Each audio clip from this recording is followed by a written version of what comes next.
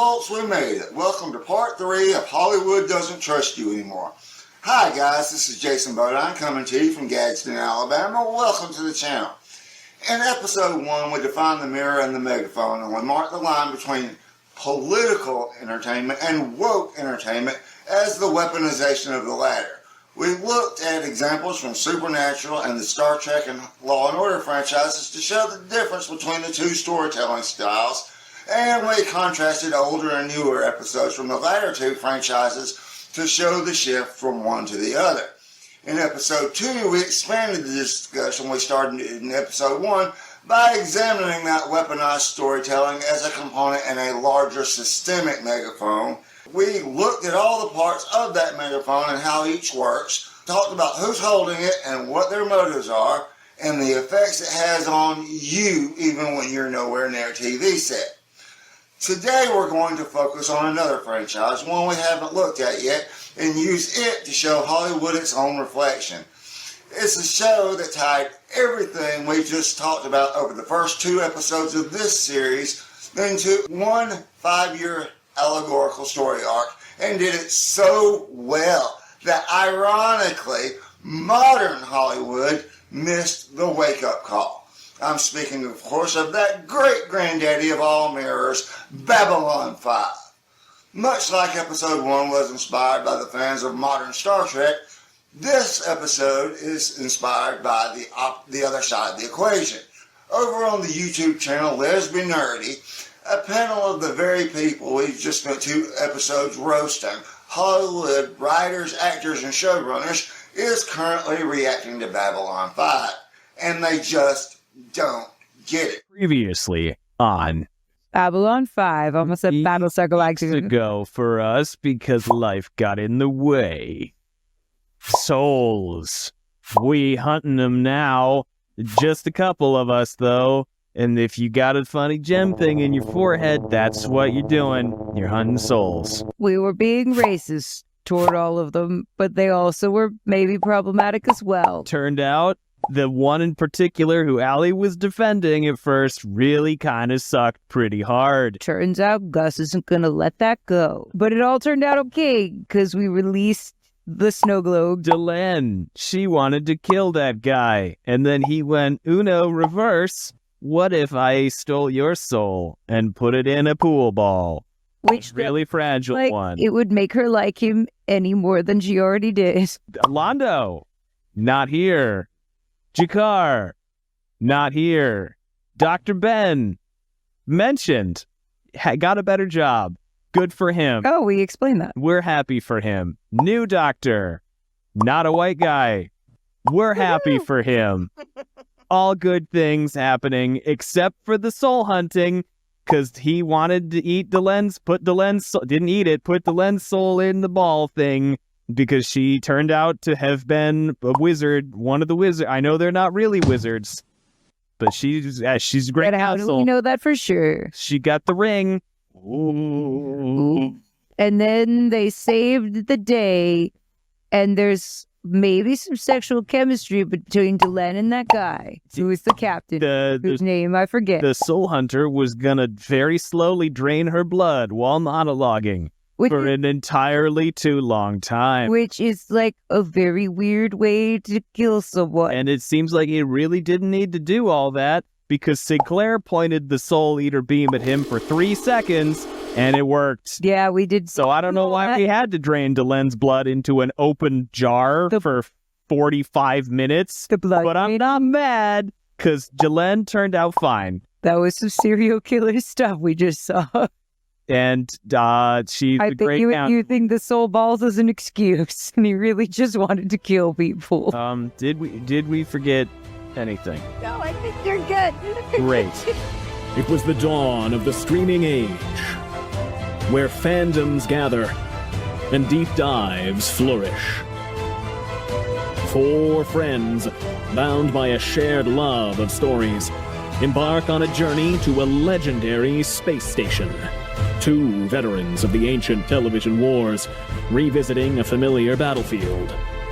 2 newcomers, eager to explore its mysteries and unravel its secrets. And a canine companion, ever watchful, ever present. Their mission? To boldly go where many have gone before, armed with wit, wisdom, and the occasional wild theory. This is the story of Babylon. The year is 2025. The place, wherever you get your podcasts. I think you can. They've just started season 3 though, so Allie and Gus, you might want to skip this until you finish the season. Jen and Jenny, on the other hand, you guys might want to sit tight and listen hard. So, without further ado, won't you join me as we turn Hollywood over our knee in part 3, Spanking Hollywood, with its own paddle. That clip you just saw gives you an idea of what that podcast is all about. 4 Hollywood professionals sit there and put everything they're watching in terms of Hollywood's interpretation of modern society. Now, unlike Jen and Jenny, and especially Jen, who is credited as an actual screenwriter, Gus and Allie's naivete can be forgiven.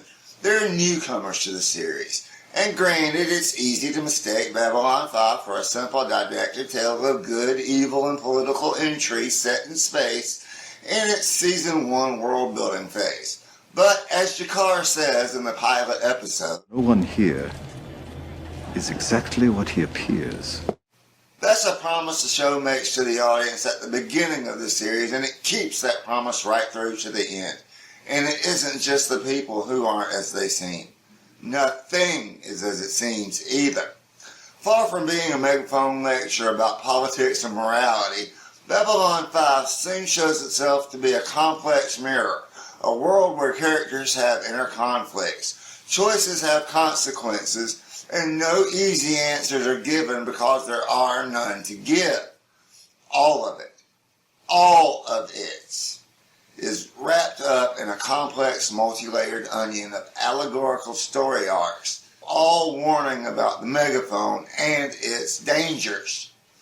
And at the core of that onion is a central cast of characters that start out as cogs in all those machines until they wake up and decide to put an end to it. Let's take a look at some of those storylines. Let's back up for a minute and give some context.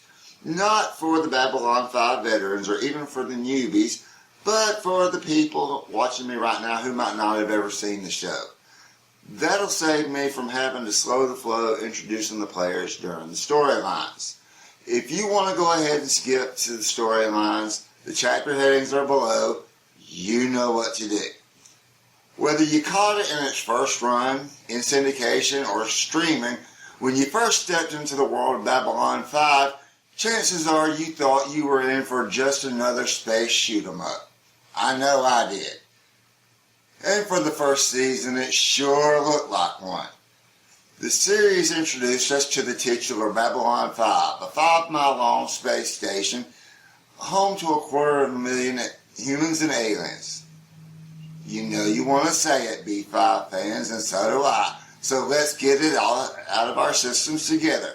Count of 3. Ready? 1, 2, 3.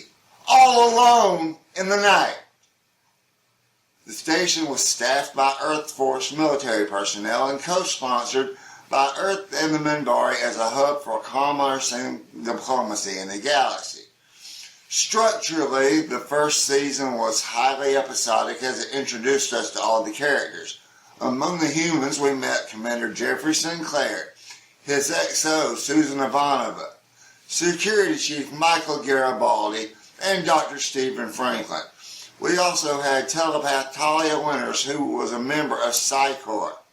Over in Alien Sector, we had the alien ambassadors and their attaches.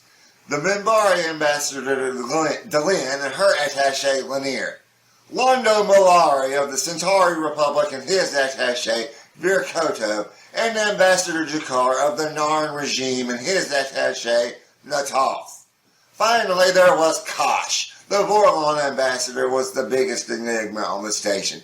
He hid inside an encounter suit when he bothered to make an appearance at all, spoke in riddles, and the only thing anybody knew about his race was that they're ancient. In short, it had all the makings of an entertaining, run-of-the-mill sci-fi series. And then Season 2 came. Captain John Sheridan was introduced as the new commander of Babylon 5, and with him came a seismic shift that changed everything. J. Michael Straczynski, or JMS as he's more affectionately known among the fans of his work, shifted gears from episodic to serialized storytelling, and what could have been just another didactic megaphone became a dialectic mirror. Characters battled inner demons and faced moral dilemmas. Governments not so different from the ones we know clashed in political turmoil, and an intricate story so complex academic papers are still written about it today was born. We're going to examine 3 story arcs from the series: the Shadow War, President Clark's regime, and the Season 4 finale. If you've been following me since episode 1 of this series, you'll notice some things that will set off alarm bells in your head, even before I point them out. Babylon 5 veterans will know exactly what I'm talking about. At least the Babylon 5 veterans who don't work for Hollywood, like those panelists over on the Lesbian Nerdy channel, will know what I'm talking about. Newbies, you're welcome to follow along, or you can put this on your watch later list and go catch up on the series first. Up to you. Either way, spoilers ahead. Some of y'all are looking at the timer at the bottom and noticing that we're already at 11 minutes and 40 seconds. Don't worry, I'm watching it too. I respect the time you're giving me today, so I'll be as brief as I can with these storylines so you get the gist without losing the important points. Let's start with the Shadow War. The first 2 seasons set it up with hints at an ancient enemy returning. Turns out the enemy are these local buggers right here, the Shadows, and leading the charge against them is Kosh and his posse. Both sides come off sounding like the opposing forces of a dichotomy. They want you to choose sides, and they come to you asking questions to gauge which side you're on. The Vorlons are Hollywood's best friend. They're the gatekeepers of identity. They ask, "Who are you?" And they present themselves as the arbiters of light, order, and diversity standing against the darkness. But when Kosh bites the big one, you find out he was an anomaly. The rest of them have something very German going on behind the curtain. We're talking about absolute order, ideological purity, and the ultimate in cancel culture. These guys, Vorlon planet killers. You know, a Saturday night on Mulholland. And then there's the Shadows. They're the Russians in the room. They set up puppet governments and set them against each other to see who comes out on top. Their question, "What do you want?" is usually delivered by their front man. This guy right here, Morden, who delivers it with all the warmth and charm of a used car salesman who enjoys his work a little too much. He'll tell you his associates will give you the galaxy. He just won't tell you the price is your soul. He's basically sci-fi's answer to Supernatural's Crossroads demons, except he won't lick your tonsils to seal the deal. If you've seen the show and you just pictured Londo making out with Morden in the Zocalo, sorry about that. Pour yourself a drink and forget about it. But if you're a fan who's also a Hollywood insider, that's called malicious compliance. Be careful what you virtue signal for, Allie honey. I might give it to you. I'm nice that way. And I'll tell you what, I'll do you one better. Here's a gift for you and Gus. Sweet dreams, amateurs.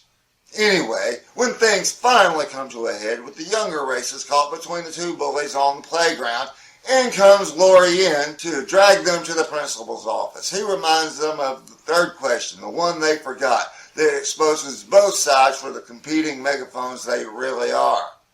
Why are you here?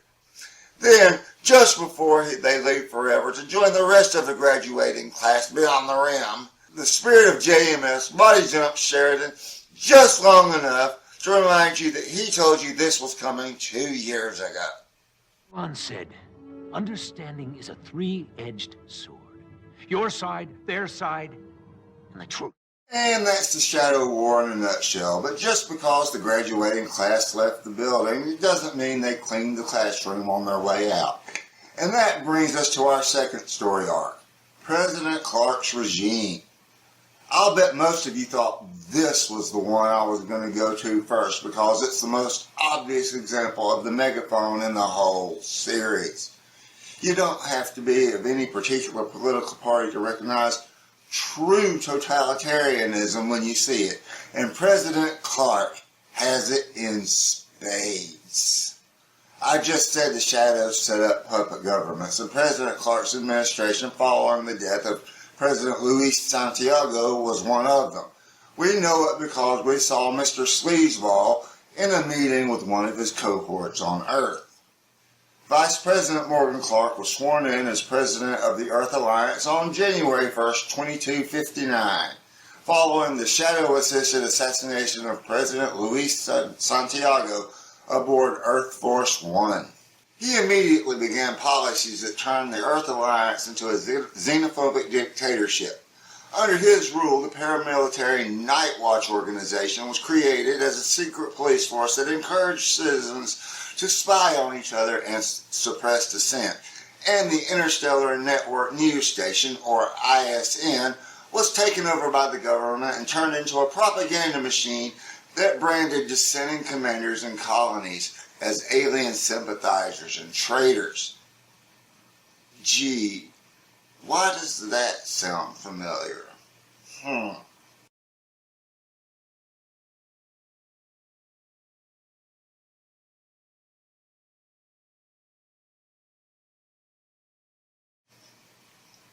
A year later, in 2260, Clark illegally declared martial law, prompting Babylon 5 and several colonies, including Mars and Proxima 3, to formally declare independence. This prompted Clark to take Earth from xenophobic isolationism to a full-blown police state.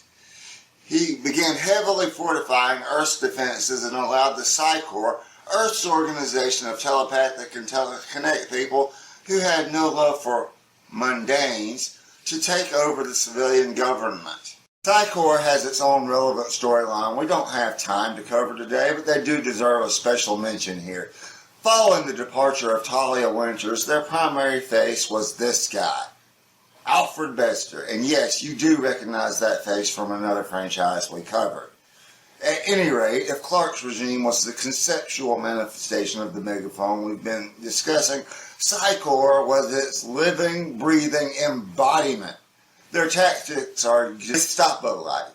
They did far more than just read your mind. They were shown on screen actually reprogramming people with new personalities. Anyway, in 2261, Sheridan and team led a massive fleet of white starships and defected Earth Force destroyers to Earth to overthrow the regime. Realizing the jig was up and he was about to be arrested, Clark self-deleted, but not before programming the Earth's defense grid to fire on the civilian population. Sheridan's forces managed to destroy the platforms just in time to save the planet, effectively ending this storyline. Now, let's move from multi-season story arcs to a single episode that showed us 1,000,000 years of history played out in 45 minutes. Season 4, Episode 22, The Deconstruction of Falling Stars. Written as the new season finale when the show was unexpectedly saved from cancellation at the end of Season 4, it is probably the strangest, most complex, and unsettling episode of the entire series. It managed to be a lot of things at once. A bridge between seasons, an FU to the Hollywood naysayers, and a narrative fractal that lather, rinse, repeats the show's core themes throughout future generations. It feels strange because as an anthology, it's structured differently from every single other episode, and unsettling because it's an example of art imitating life a little too well.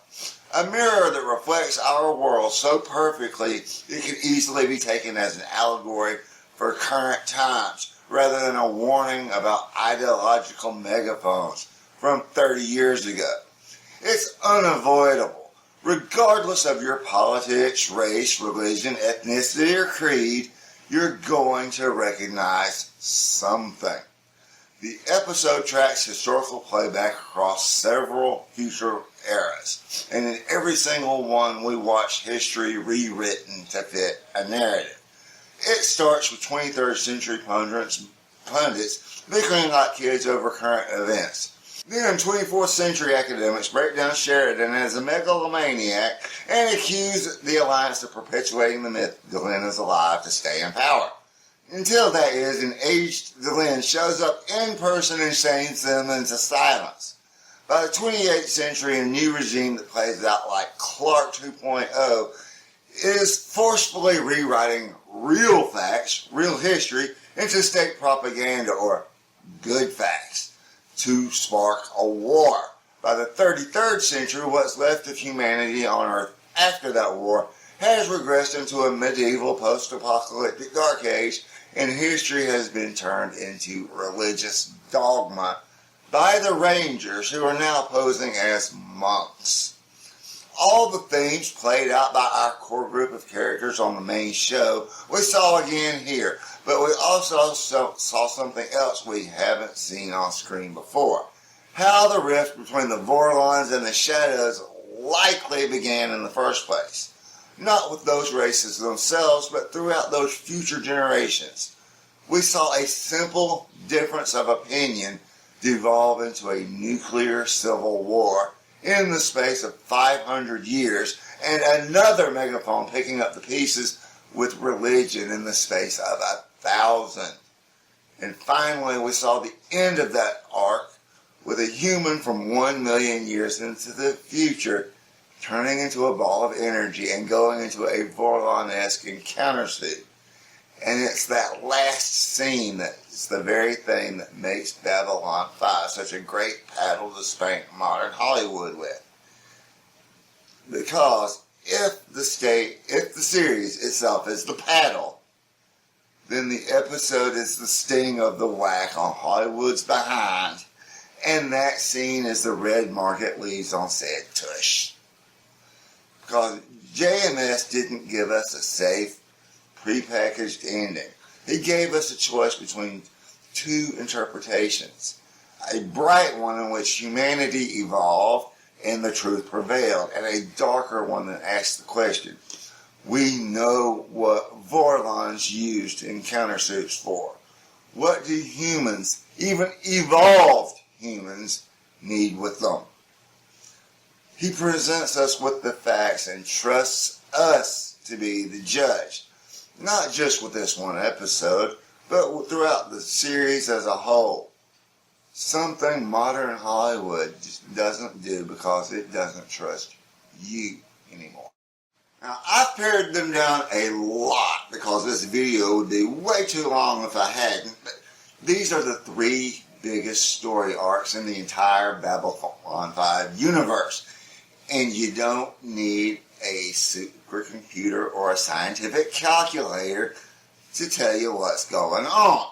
In each of those story arcs, one or more forces are manipulating people to think and feel a certain way and to say and do certain things in order to bring out a certain desired outcome. The very definition we gave to the megaphone all the way back in part 1. And in each case, whether it's Lorien during the Shadow War, or the Babylon 5 crew's voice of the resistance during the Clark presidency, or any of several examples from the various time periods of the episode we just covered, someone eventually comes along with a mirror to break that megaphone spell with the truth. So it looks an awful lot like JMS is showing that manipulating people with a megaphone to get what you want is a bad thing, doesn't it? Regardless of who's doing the shouting, what the message is, or the outcome they're trying to go for, it's a bad thing. Gee, where have we heard that before? It's good to want everybody to have a fair shake. But when you're using Mr. Mustache's toolbox to say it, you're just the pot calling the kettle black, and it is damn hard to take anything coming out of your mouth seriously. Oh yeah, guess it was me. It's better to trust the audience to judge the truth from the evidence, since that's ultimately what we as intelligent thinking human beings are going to do anyway. So megaphoning it in is eventually going to come back to bite you. JMS shows us over and over again over 5 years what I just showed you in 3 episodes. Do with that what you will. Well, folks, that wraps it up for the episode and for the series. Thank you for joining me for Hollywood Doesn't Trust You Anymore. If you enjoyed seeing Hollywood getting a taste of its own medicine and you'd like to support this channel, please be sure to hit that like and subscribe and to tap that notification bell. This has been Jason Bodine coming to you from Gadsden, Alabama, and I'll see you for the next one. Peace. Okay, cast, curtain call! 1, 2, 3, hit it!